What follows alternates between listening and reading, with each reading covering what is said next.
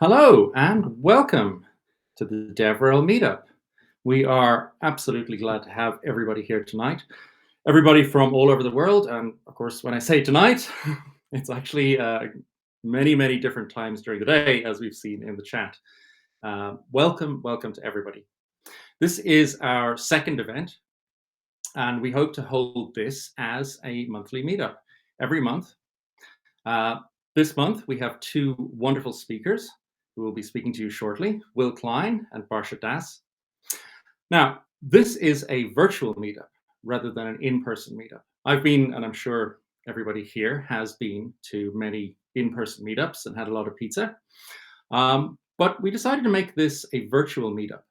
And part of our experiences during COVID was that virtual meetups had this wonderful advantage that people from all over the world could join, which is really great. So they're much more inclusive. And that's part of the reason we decided to do this as an online meetup, because it is open to all, open to everyone. So thank you for joining us, and thank you for helping to build this community. We're just getting started, but I hope that we can really come together and for everyone to help each other learn about developer relations and become better developer advocates. Now, you can view the talks and take a look at what our speakers are saying anonymously. You can just view the live stream. If you want to ask questions, if you want to join the chat, I would encourage you to register. That allows you to participate and submit questions. The way this works is that the speakers will talk for about 15 minutes. Submit your questions as they're speaking. And then at the end, we will take a look at the questions and select the most appropriate, or perhaps the most inappropriate, and put them to the speakers. This is a community meetup, which means that everybody is free to participate, and we're always looking for people who might want to help and participate in running the meetup. We do sponsor VoxGig, but merely as a sponsor. This is meant to be a community meetup. The meetup itself is about developer relations, the practice of developer relations. That means how we actually do our jobs and learning from one another and learning all the tricks and techniques and tips of the practice of developer relations. And I think we need to help each other to understand SDKs and our APIs, how to interact with our organizations, and how to interact with our communities. We need to learn from each other how to foster our own communities, because things like community building are not exactly easy. It takes an awful lot of effort. Existing vibrant communities look like they just happened organically, but behind the scenes, somebody and a team was probably doing an awful lot of work.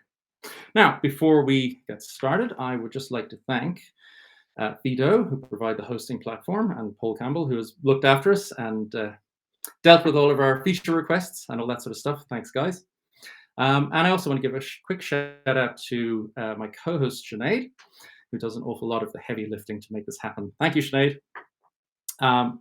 So wonderful. Pleasure. Okay, let's get started. So our first speaker is Will Klein. Will is a design systems developer advocate with Workday. He is an active community organizer, the React and JavaScript community. And in his own words, he is a developer advocate learning to thrive with ADHD while juggling 3 small kids. Will is going to be talking about working with ADHD tonight, and that's part of the reason that we are really keen on his talk. When we say that we want this meetup to be inclusive, that not only includes location and time, but also neurodiversity. And I think our role as developer advocates is to make sure that we are looking after all members of our community. And that includes those with neurodiverse needs. So without further ado, I'm going to hand over to Will and let him get started. Will, please take it away. Thank you, Richard. That means a lot. Hi, everyone. I'm just sharing my website. If you want to learn more about me, I'm at willklein.co, and my Twitter, which I'm still on, trying to keep things positive. I'm willklein_ on there, and my DMs are always open. I'm always happy to chat and answer any questions. I'm going to stop sharing though. Fun fact about me: I have a fear of public speaking, which I've mostly overcome. I wrote about 5 different drafts for this talk. It's a bit hard to capture what I wanted to say, and I wrote some slides, but they weren't adding much. So I'm just going to talk, and I have some notes to help myself, and I have some stories to share. I've been coding pretty much my whole life. I learned the command line when I was 5 years old. And I started with running games off floppy disks, and my dad taught me what I needed to do with MS-DOS to run them. I started coding a couple of years later. It was fun for me as a kid, and as an adult, it's still a lot of fun. Until it wasn't so much. About 12 years into my professional career, I got really burned out, and I struggled more than I ever had before to focus on my work. After about a year of struggling in mid 2020, I took a step back from being a developer and wondered about changing roles and moving into developer relations. I've been interested in the field for a while. I've been doing community building for my meetup. I presented at meetups, conferences, and put on workshops in my free time. It was something I was interested in for a while and wondered if I could do. So I approached the manager of the design system team at my company, which seemed like a group that might need help reaching out to its community of developers. We didn't know each other really well, but we had already built some trust between us based on a few things we'd each done. I had helped him find a couple of great developers for his team. I got our company to sponsor our first JavaScript conference. I was getting other developers to go out and speak at meetups and conferences. He and his team open sourced our design system, and it was the biggest project our company had and still has on GitHub. He saw the benefit of someone increasing the reach of his team's work, and together we made up a new role, design systems developer advocate, an internal developer relations role to serve every other team building UI at our company of about 16,000. I am painfully honest though. I was upfront that I felt like I was a big risk for him to take on, and I might be a total failure. I was already burned out. I didn't really understand design systems that much, which it turns out actually helps being kind of new to it and learning how to represent that. But I didn't want to cause him any problems if I flopped. He wasn't worried though, accepted that I had been struggling, and I remember him just saying, "It's fine. If this fails, it's fine." And I trusted that. I felt confident in that what he was saying was true, and that I didn't need to worry about that, at least for him. He did ask me a question though. What was non-negotiable for me when I joined the team? What did I require as part of in my role? And for me, it was simple. I needed to be successful in my work, or I would need to quit. I'd love to say I was a natural at developer advocacy and everything turned around, but honestly, it didn't. I worked hard, but it felt like not much was resulting from all that effort. Uh, my burnout would go on for 2 more years in this role now. And my manager changed, but the trust placed in me did not. As the team doubled in size, in fact, I found myself surrounded by people who continued to encourage me and celebrate my every win, even if they were small and infrequent. I was still struggling and I felt badly, uh, but I was constantly shown compassion every single day. I was showing up, working hard. I just couldn't focus very well or get things done effectively. At times, I wondered if I should go back to being a developer because, as a developer advocate, so much of my work was open ended, up to me to prioritize and scope. And as a developer, it was a lot simpler to manage, even if focus was still an issue. I looked for answers to why I couldn't focus, and I started to find a few things that seemed to help. And then I noticed that all of these answers seemed to come from a consistent source, a YouTube channel called How to ADHD. I thought, that's strange. And out of curiosity, I asked my therapist for an assessment. ADHD stands for Attention Deficit Hyperactivity Disorder, and it is usually diagnosed before the age of 12. At the age of 39, I discovered why school, work, and other things were so uniquely challenging for me. ADHD can present 3 ways: predominantly inattentive, predominantly hyperactive impulsive, or a combination of both. I was diagnosed as predominantly inattentive, which meant that it is hard for me to organize and finish tasks, to pay attention to details, and to follow instructions and conversations. I would elaborate that it's not that I can't focus, but I struggle where my focus goes. I like this summary from psychiatry.org, which I'll paraphrase. Symptoms of ADHD include inattention, not being able to focus, hyperactivity, excess movement that is not appropriate for the situation, and impulsivity, hasty thought or action that is in the moment. ADHD is considered chronic and to be a debilitating disorder. It's known to impact individuals in many aspects of their life, including academic and professional achievements, uh, interpersonal relationships, and daily functioning. Adults with ADHD may experience poor self worth, sensitivity towards criticism, and increased self criticism due to their struggles with symptoms. Learning this explained a lot. And for years, I had felt shame when I could not match the behavior of others. I bought into the idea that I was lazy, lacked motivation, and just needed to try harder, which, by the way, is something you should never say to someone with ADHD or any other mental disorder for that matter. Learning this started to turn things around for me, but all that time struggling had brought my morale down too much already. Just a couple months later, I reached a breaking point. I was putting together another workshop, and workshops were my greatest success in my role up to then. Except I found myself completely stuck when I sat down and tried to write the content. I couldn't focus, despite this being one of my favorite things to do, and I started to feel really desperate. I had to postpone the first workshop date, having made no progress after a week. I had another scheduled 2 days later, and I decided that I wouldn't reschedule. It was do or die for me. At midnight the night before, sorry, I was I was no closer to being ready though. It wasn't just this workshop that had built pressure and stress on my shoulders. It was everything I struggled with for the 3 years before. I had a team that supported me through everything and showed me compassion every single day.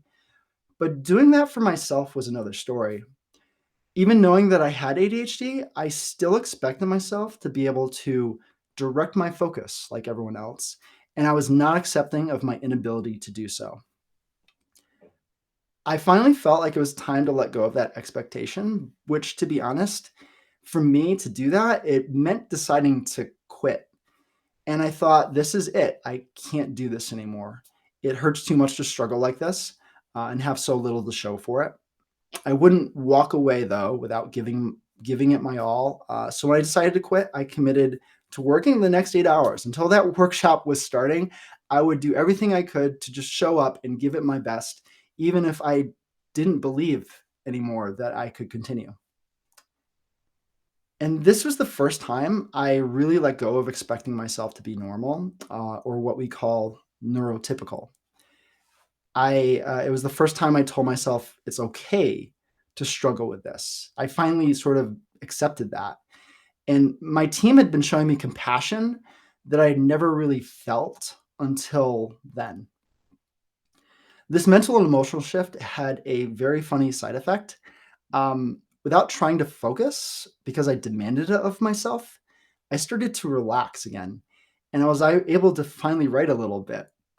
And it's funny that when you have ADHD, if focus happens, it can be very deep and timeless. You can enter flow state and get a lot done without any perceived effort. And at 6 a.m., I had completely prepared a 2 hour workshop. I went upstairs, made some coffee, went outside, shoveled the snow on my sidewalk, took my daughter to school, and I got back at 8:02 a.m. and it was the best workshop of my career. In the years since, I've learned a lot more about ADHD and what it means to be neuroatypical. While I won't speak to the details of other disorders like autism or bipolar disorder, and there are others, I can say there are certainly parallels across all of them and working with these things. It isn't all struggles either. Each neurotype can have incredible challenges, but they can also have incredible benefits. In the case of ADHD, thoughts in my head are difficult to direct. They jump around. While that makes it hard to stay on task, it also translates into creativity and ideas. I love to brainstorm.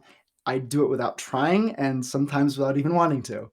And it's impossible for me to get bored or to run out of new ideas to try, which is good for a field like ours. We're always trying to figure out new ways to do these things.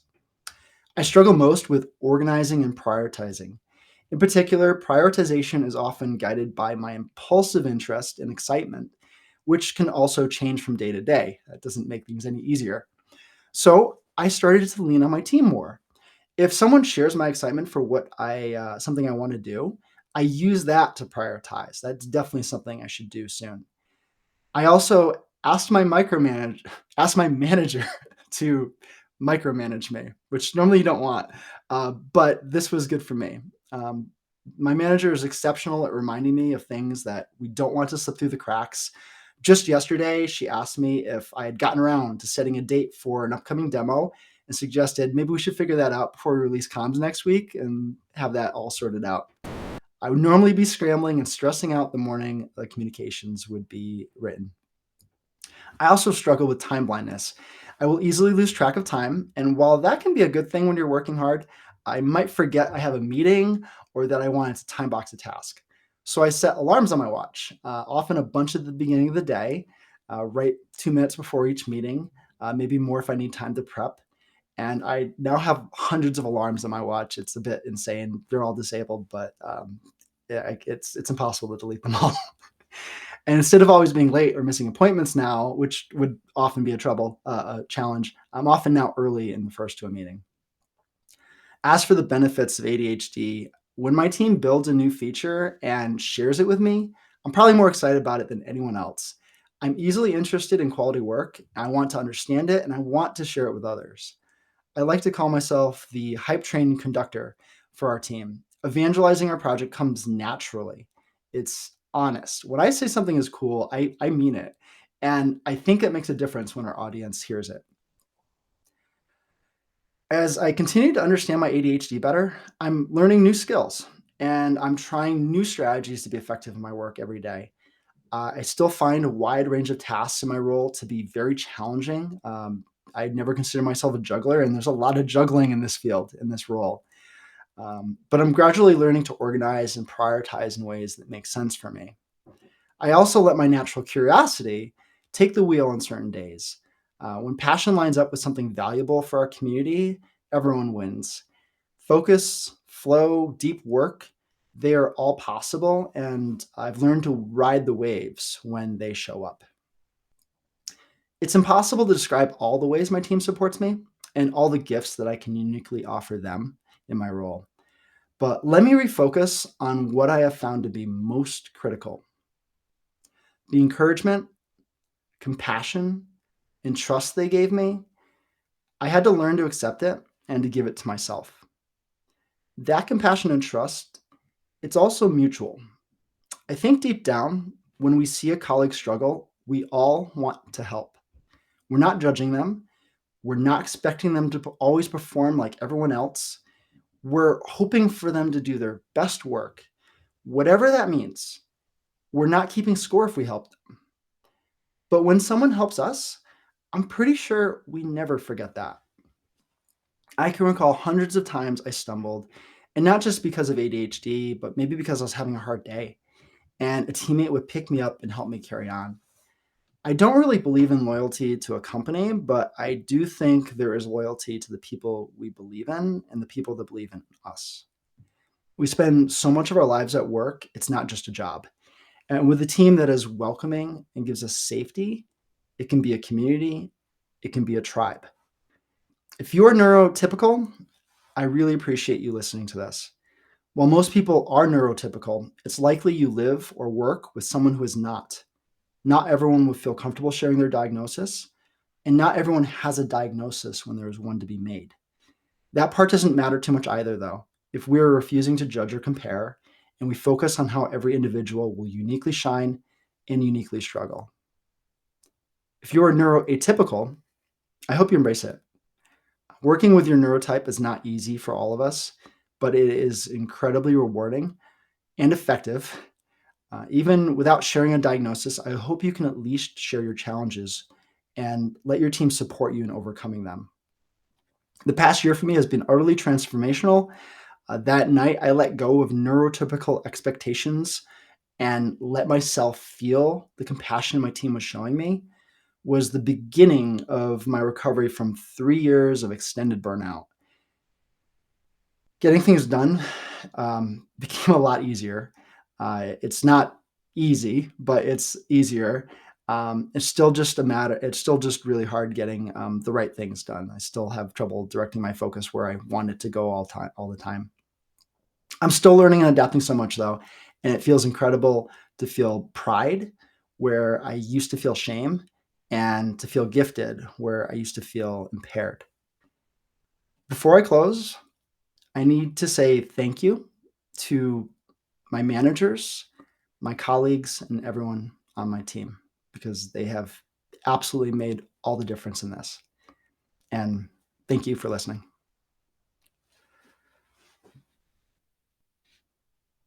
Wonderful. Thank you so much, Will. That is an amazing story. Thank you so much for sharing. It's really helpful if you are neurotypical to understand that there are literally different ways of experiencing the world. In my own personal journey of understanding a wider range of neurodiversity, that was something that was almost a revelation. I have my first question. I'll as host, I'll take advantage and ask the first question. This issue of burnout is kind of scary, and you went through 3 years of it. Yeah. For people who are listening now and to the recording later, who might be going through something similar, how do you recognize it? How do you know so that you can stop and maybe do something about it? Yeah. Sometimes it's too late. You notice it when it's really clear, unfortunately. Yeah. I've learned to, especially in the last year, to do a lot of careful gut checks because I am scared of it. I think burnout it's potentially the single most dangerous thing to any of our careers. You get burned out, it crushes your productivity, it crushes your value, it hurts how you feel more than anything. I've heard it referred to as a form of depression, an occupational depression. And some things that I keep an eye on is how easily annoyed am I? If things are setting me off very easily, sometimes it's fair. But when I realize that that really shouldn't be the case, I know that's kind of the stress building up. I know that my mood is it's not just that day necessarily. So I look out for when I'm getting easily annoyed. Um, I look for how excited am I about anything. I might not always get to do the things I'm excited about, but as long as I'm excited about things, that's a really good sign. And if I feel that excitement waning, usually that's a very good sign. I need to take some time away and like not let myself work and really disconnect. Yeah, thanks. It's I do feel, to everybody out there, just watch out for burnout. It can be very dangerous. Uh, didn't have anything like your experiences, but one can come close. It's not to be ignored. Sinead, do you have any questions? Now's the time.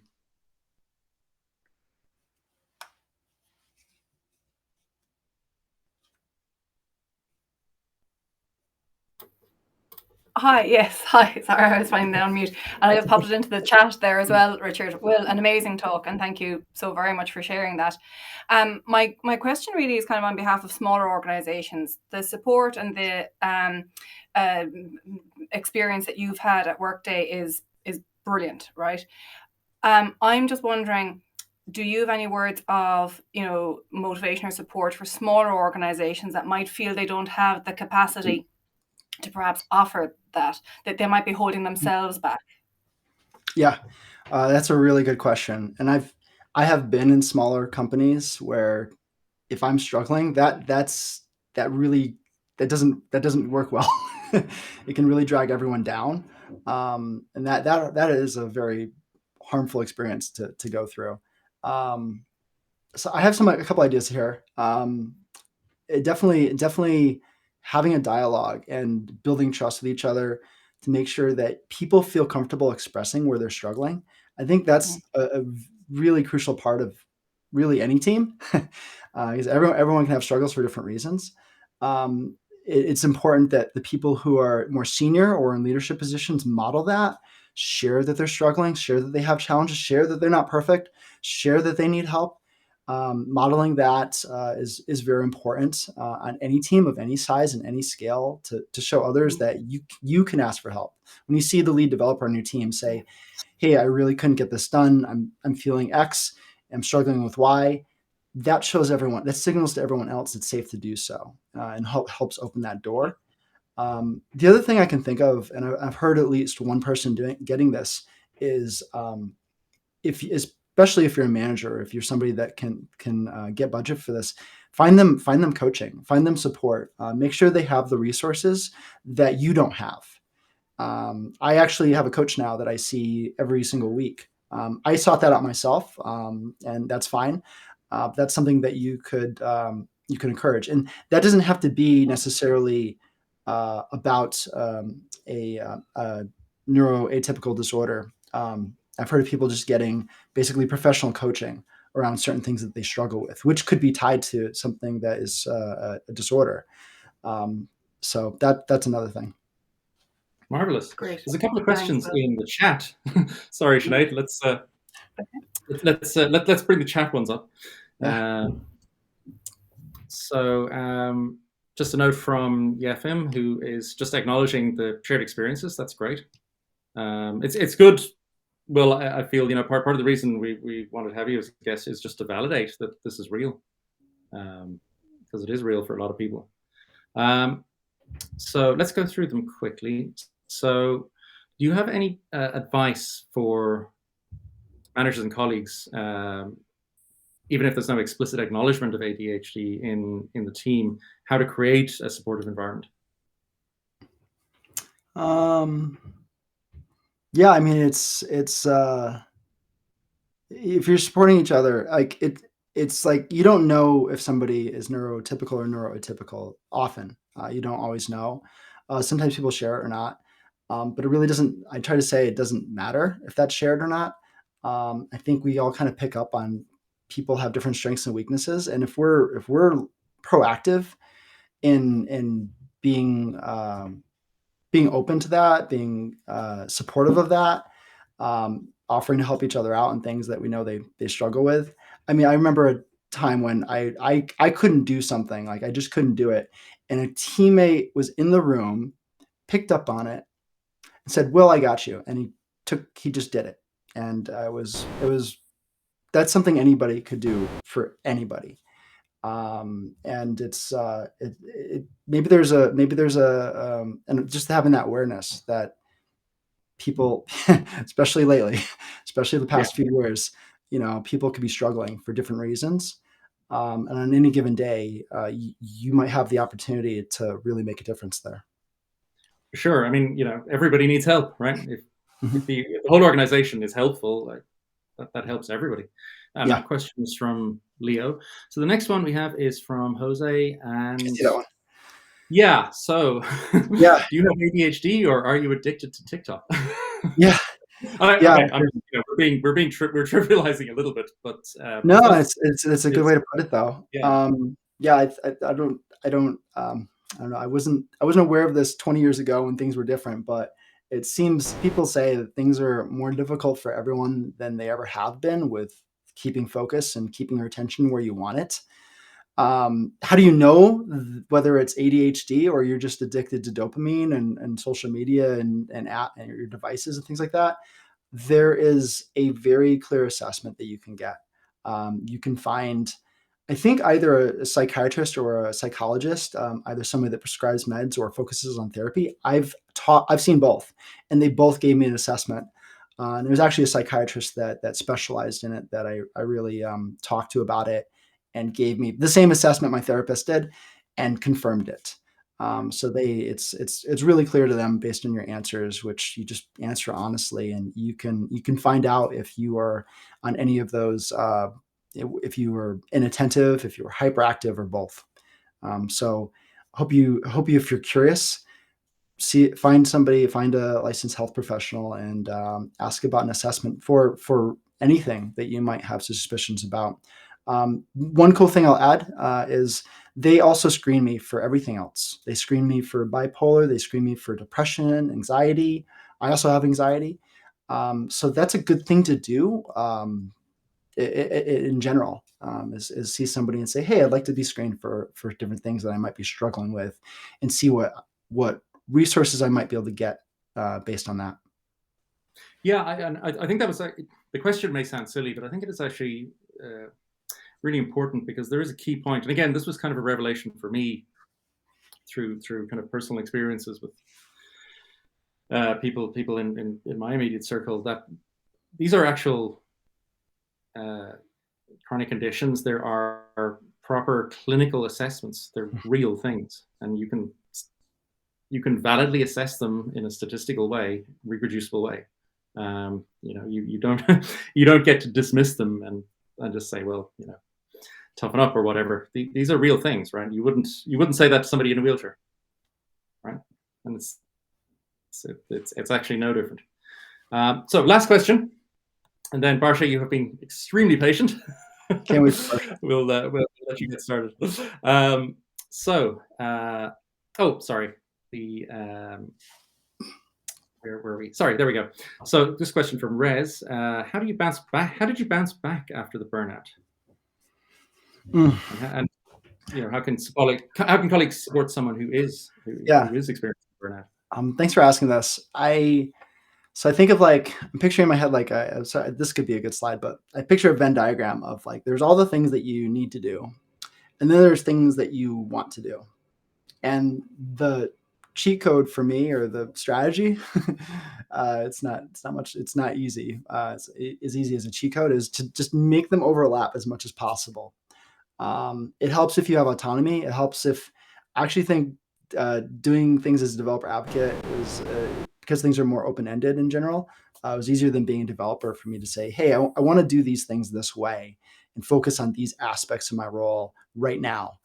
And my team's like, oh, okay, cool, go for it. They set me free on the things that I wanted to do. So that definitely helped. And they say take time off and things like that, and that helps. But when you have long burnout, that doesn't really. Except I will say a couple experiences that were very significant was traveling. I went to a conference on the west coast of the US in September, Cascadia JS, fantastic conference. I went to another one in Stockholm, Nordic JS, also fantastic. And I took some extra days there to walk around Stockholm and explore Sweden a little bit.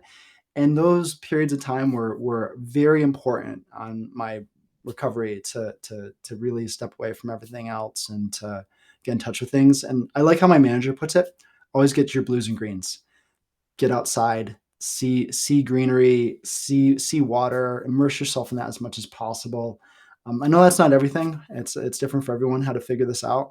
But those are some of the things that helped me. Wonderful. Will, thank you so much